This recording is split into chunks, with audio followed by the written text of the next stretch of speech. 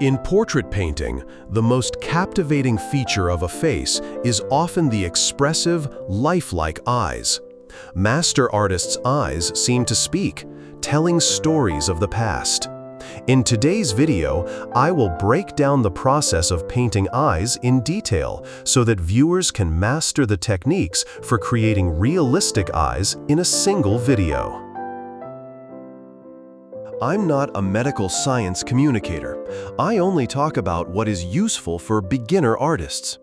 Usually, people without systematic training observe the eyes by focusing only on the two lines of the upper and lower eyelids. The biggest problem with this method of observation is that it is very difficult to draw accurately. The eye is not an isolated structure. It is placed within the larger unit of the eye socket. So the first thing we need to do is to find the approximate top, bottom, left, and right positions of the eye socket.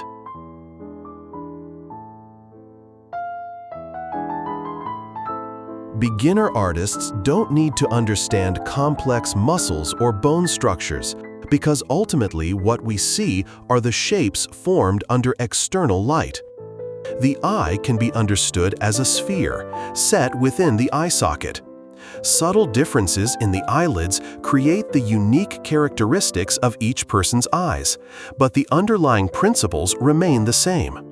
The sphere, affected by light, displays areas of color, highlights, transitional gray zones, transitional areas between light and shadow, reflections, and shadow.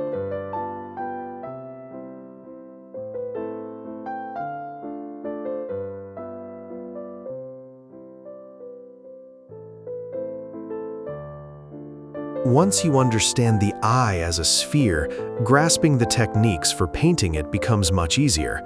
Within the white of the eye, there is also the black iris, which is only partially visible due to the eyelid covering. This also creates shadowed areas.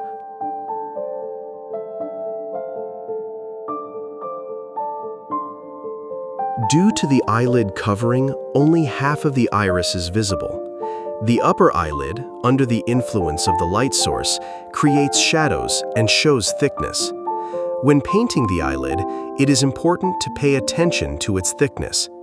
The inner and outer corners are relatively thicker, while the middle, at the highest point, gradually becomes thinner and softer.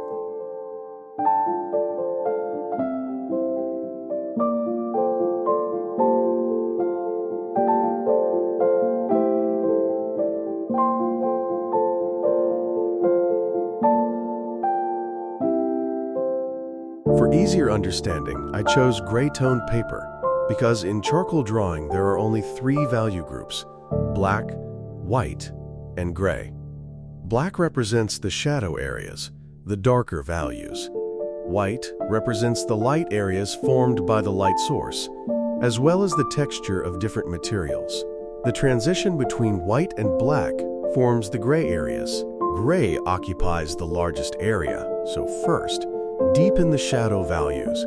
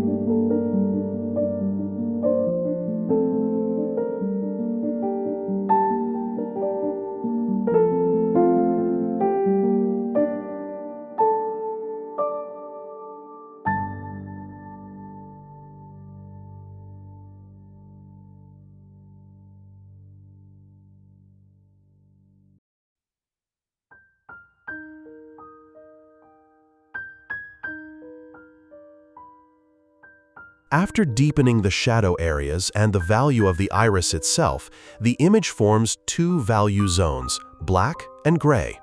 At this stage, you can use a white charcoal pencil to lift the highlights, establishing an order of 3 value groups, black, white, and gray. Do not brighten every area. Highlights only exist at the highest point of a form's turning point. For example, on a sphere, the area closest to us at the center is the brightest. As the sphere extends backward on both sides, there is no need to lift the highlights. In this way, the spherical effect of the eyeball can be strengthened.